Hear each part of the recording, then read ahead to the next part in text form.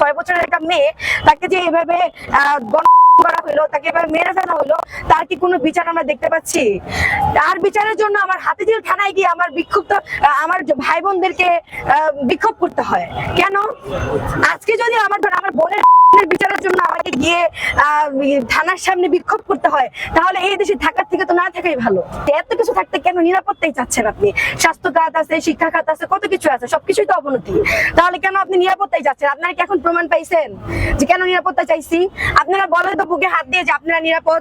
একটা মানুষকে এই দেশে, এই বাংলাদেশে, একটা গণতান্ত্রিক দেশে একটা সিঙ্গেল পার্সনের নিরাপত্তা নাই। একমাত্র যে আমাদের নিরাপত্তা কাদের আছে? সচিবালয়ের ছেলেদের, সচিবদের ছেলেদের নিরাপত্তা আছে, যাদেরকে 24 ঘন্টার আগে বের করা হয়।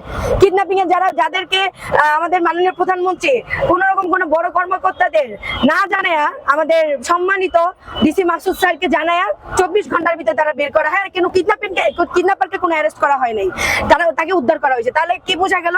শুধুমাত্র অধিকার যারা আসনে বসে আছে, যাদের ভালো ভালো মানে অর্ডার সিটি আছে, তারাই একমাত্র নিরাপদে আছে।